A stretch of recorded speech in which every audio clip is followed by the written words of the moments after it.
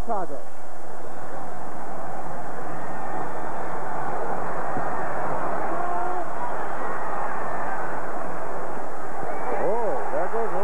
David Riley carries for the first time today, and he crosses the 40. During the course of this entire ball game, a couple of the owners for the Chicago Blitz have been sitting in the box. The principal owner of the Philadelphia Stars, Miles Cannonbaum, has been sitting in his box. I looked across the stadium. There's no one in their box. Those gentlemen are down on the sideline. Carl Peterson, the president, general manager of the Philadelphia Stars, he's on the sideline. Second down, 4. Philadelphia just over the 40 of Chicago. Up the middle goes Riley again. He's short of the first down. 1.5. So David Riley out of West Virginia. Now he seems to be shaken up a little as he gets up from the bottom of that stack. It'll be third down and a yard. A big yard. A little bit more than a yard, too. Kelvin Bryant comes back now, and Harvin goes out. Now, you know who's going to get the ball. I don't know. I'm not so sure they give it to Kelvin Bryant. They just might give it right back to David Riley. Bryant up the middle. First down, Philadelphia. 34-yard line of Chicago. Well, Chief, I think you ought to be a coach, and I'll just play for you. I still go back to the question I asked you a while ago. The Philadelphia offensive front at 29, 24, 24, 25, 22, 24. They're driving them off. Brad Oates, Rich Garza, Bart Oates, Chuck Comiskey, Irv Eatman, Steve Folsom, 89, doing what they have to do and wearing down the Chicago Blitz defensive line. Yusina rolls away from the pressure. Gets his pass off. The pass is good to Riley, and Riley is down around the 30. Not much gain on the play, about 4 yards, but it's better than having your quarterback sacked. Chuck was looking downfield, and just simply wasn't anybody, and he kept holding on, and finally he saw 35 come open. Dave Riley did a good job of hanging on to this. Chuck rolling out. He's got a block in front of him in case he wanted to run. Pump fakes it. Riley's doing a great job of catching passes on his knees. Second down, 6. Harvin is back in the lineup. Penalty flag goes down. Harvin gets loose around the corner. He's going to have a first down. And he's out of bounds in around the 21-yard line, but let's see about the penalty. Well, it looks like it's going to be offsides against Chicago. But the important thing is, and Dick Corey just kind of whispered it to me over there, we are now in Dave Trout's reign. Yep. Well, if Philadelphia wins this ball game, it'll go down as one of the most dramatic comebacks I've ever seen. Number 52. Offside.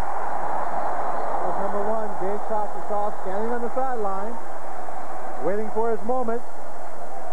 His extra point conversion for the 1 point, hey, from 2 yards away, is still a pressure kick, and he made it.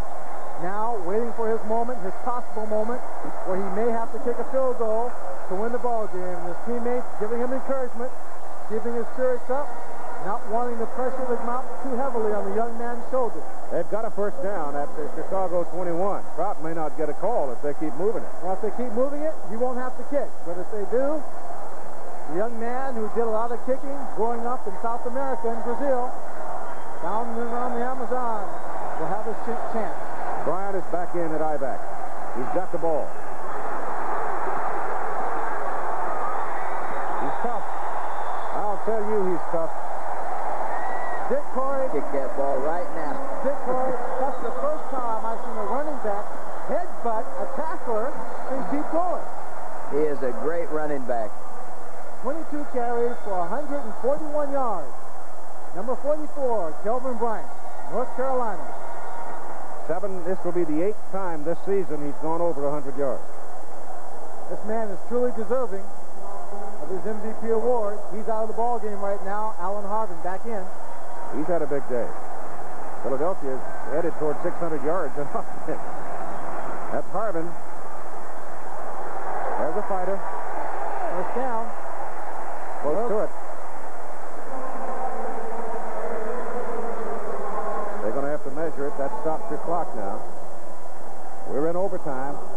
Philadelphia scoring 24 points in the fourth quarter to tie 38-38 in regulation. Kelvin Bryant is well over 100 yards, but Alan Harbin now on 19 carries has picked up 80. It's third down and about a half a yard. And Davy Trout over there crying.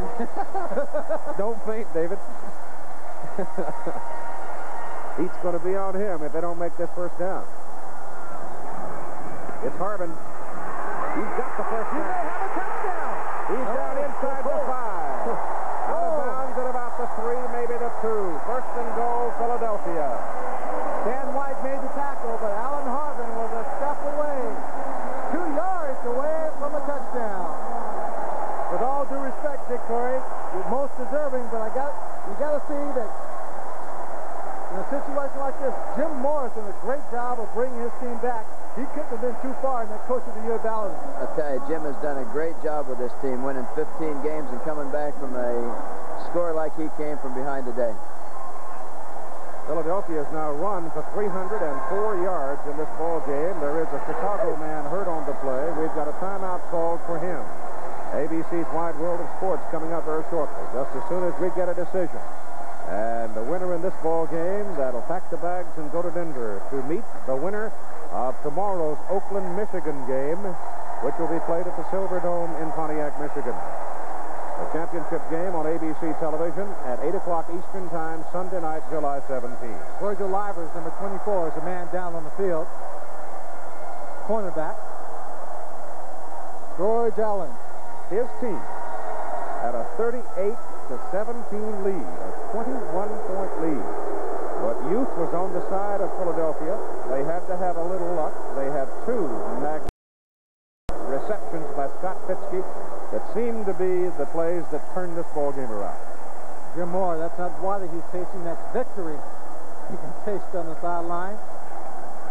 Right next to us up in the booth, Greg Landry, former coach of mine in Pittsburgh, Dick Walker, sitting in the press box, and they're wearing the long faces right now. Well, Chicago didn't make a first down in the fourth quarter. You're right.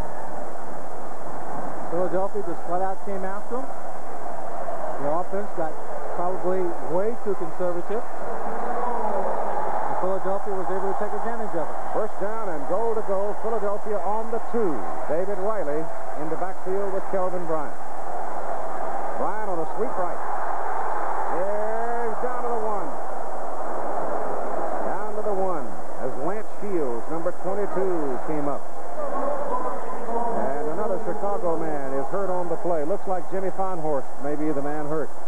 John Schwartz, number 28, got up slowly also. Football team. And it looks as though their home team just may give them the victory. They're a yard away on second down.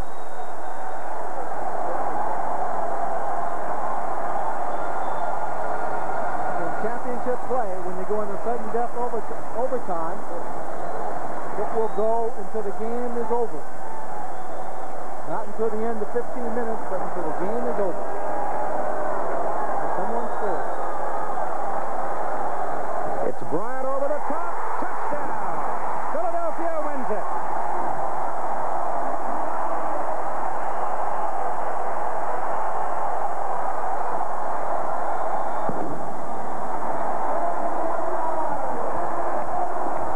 Jim Moore being hoisted onto the shoulder of players. Scott Fitzke, Kelvin Bryant, Chuck Lucina, Alan Harbin, all being mobbed by these fans in Philadelphia.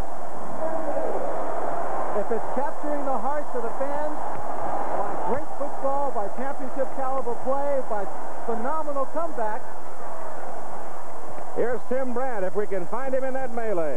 Tim, that's one of the gutsiest performances we've seen. You've got to be proud of him. I'm so proud I can hardly talk. That's the greatest team ever. What did you tell him at halftime? Not much. I just said we come back all year. We're going to do it again this year. That's exactly what I told them. Congratulations. We'll see you in Denver. And so you have seen, ladies and gentlemen, one of the more remarkable comebacks that you will ever see in a football game, whether it's Little League, college, or professional. Chicago led by a 38-17 margin. Philadelphia came back, shut down Chicago in the final quarter, tied at 38 to force the overtime, won the flip of the coin, They got a return, the first of the ball game. And then finally it was their great running back, Kelvin Bryant, going over the top, tumbling into the end zone. And Philadelphia beats Chicago 44-38. Kelvin Bryant, he's played injured, he's played tough, but as Dick Corey said here during the second half, he is a man that plays hard 100% of the time, and he never